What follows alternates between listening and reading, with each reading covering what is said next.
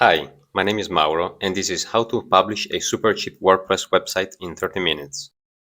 If you're a tech professional and you'd like to have a personal website without spending much time coding and managing infrastructure, or paying way too much for something that you know you can set up yourself for a lot less money, then this video is for you.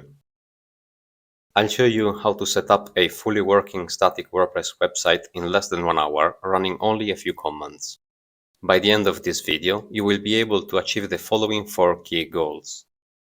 First, buy and use a domain name for your website. Second, deploy and manage a standard dynamic WordPress server. Third, publish an extremely fast and cheap static version of the WordPress website, perfect if you are just starting off with a blog or a personal online page. Fourth, monitor your AWS expenses. For those of you interested in delving deeper into the infrastructure details and learning how to utilize the AWS CDK to its fullest potential, you can subscribe to this channel. If you have any questions, comments, or critiques, please feel free to leave a comment here or start a discussion in the repository. And now, let's get started with hosting your very own $1 a month WordPress website. These are the steps we will have to perform. I know it sounds like a lot, but trust me, it's a lot easier than it looks. First, let's check prerequisites. You need an AWS account, the AWS CLI installed and configured for the account that you want to use, and finally the AWS Cloud Development Kit. Check the linked videos if you need to set up any of them. Now that all the prerequisites are satisfied, let's go and buy our new domain. Log into your AWS console and open Route 53. Click Registered Domains and then Register Domain. Enter the domain name that you would like to buy and check if it is available. If the domain name that you have chosen is available, then you need to select one or more top-level domains. I'm choosing .com here. Then we can proceed to checkout. In the first step of the checkout, we can choose for how many years we want to pay upfront. But since there are no discounts, I'll leave 1 year and auto-renew enabled. In the second step, you will need to fill in all your contact information. Be sure to use a valid email address because you will receive a verification email. When you are done, click Next, review everything, and then Submit.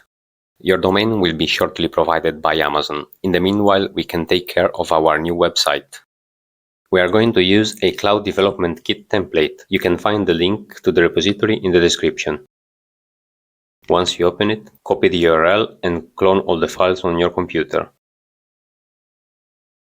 Now that you have the template, you can open it using your preferred IDE. The first thing that you are going to do is to generate a key pair using the Generate Keys script. It's located inside the management folder and it will generate 3 files, and we are going to copy the contents of public key.pub. The next step will be to update the template with the new key, your domain name, and few other things. Let's go back to the project and open static WordPress.ts from the bin folder. Set the value of the EC2 key public material with the content of public key pub. As you can see, the IDE is reporting some error. That's because we didn't run npm install. Let's do it now. It will take a few seconds, so I'll pause the video. After that, we can continue setting the remaining constants. Open the console, click on the top right corner and copy the account ID. Paste it as a value of the first constant. Then we need to get the admin user ARN. So we open the admin console, security credentials, and we copy the ARN. Back to the IDE where we can paste it as the value of the second constant. And finally, domain name and hosted zone ID. For those, we head to Route 53. We open the hosted zone, click on the name of the hosted zone, and then expand hosted zone details. We can copy from there both domain name and hosted zone ID.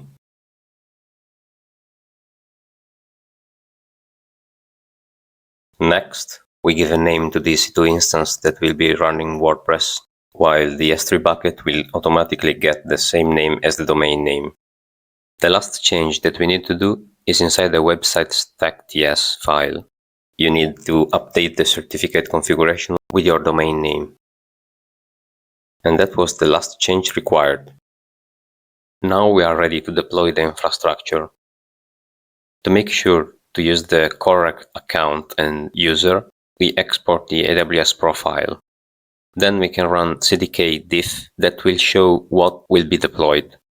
We review everything, and when we are happy, we can run CDK deploy.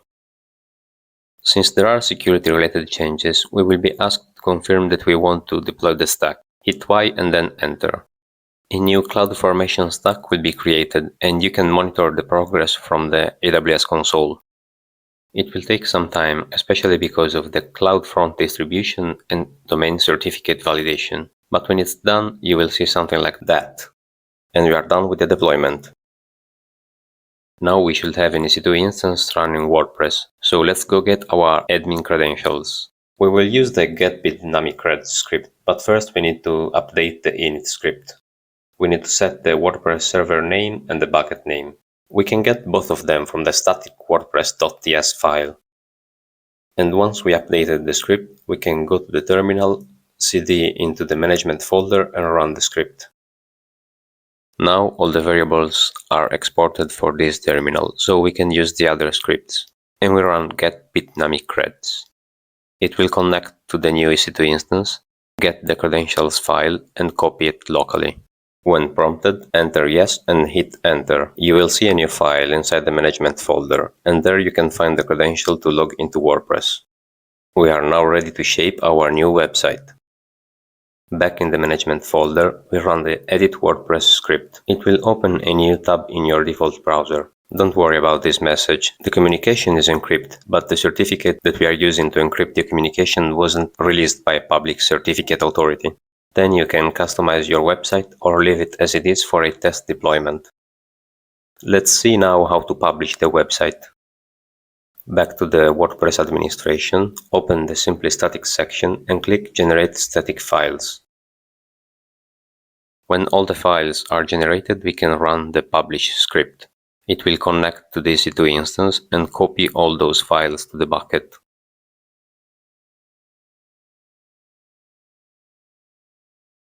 The CloudFront distribution is going to serve those contents, so we can copy the URL, paste it in a new tab, and we should see our website.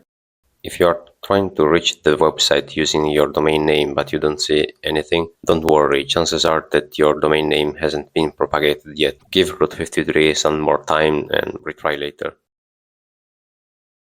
Now we can shut down the WordPress server. And to do that, we are going to use the stop WordPress script from the management folder. Now let's see how to publish new content. If we did everything right, the EC2 instance should be stopped. So the first thing that we need to do is to start it using the start WordPress script. When it's running, we can run the edit WordPress script, proceed, login, do all the changes that we need to do, generate the static files, publish them to the bucket using the publish script, and then stop the instance again. In case you want to get rid of the website and all the connected resources, here is how to delete everything. We start by running the CDK destroy command.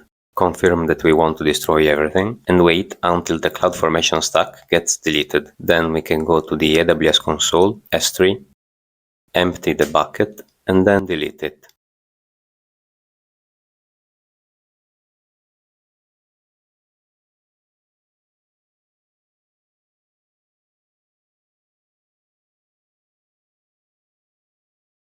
The last thing that I wanted to show you is how to monitor your AWS expenses.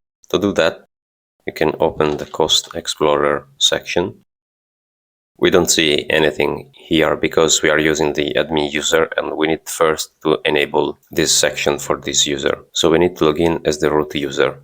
When you are logged in with your root user, click on your account name, account, scroll until you find IAM user and role access to billing information, edit and activate. Next, we need to give the user permissions. So we go to IAM, Users, choose the user, add permissions. We can attach the policy directly to the user, and we can give billing read-only access. Now we can log in with our admin user again. And when we go back to AWS Cost Explorer, we should be able to see everything. As you can see, the data will be available in 24 hours, so I'll show you what it looks like using another account. And this is what the Cost Explorer looks like. I'll show you what are the running costs of the infrastructure that we just deployed. Choose the last 7 days, granularity daily, group by usage type, and then I choose the region. And as you can see, I'm paying roughly 5 cents per day. I expect the infrastructure that we deployed together will be cheaper since we are going to use GP3 instead of GP2. Yeah, so feel free to play around. This is the place where you can monitor all your expenses. And you are done. Now you know how to publish and administer a super cheap and super fast WordPress website. And that's it for this video. See you in the next one. Ciao!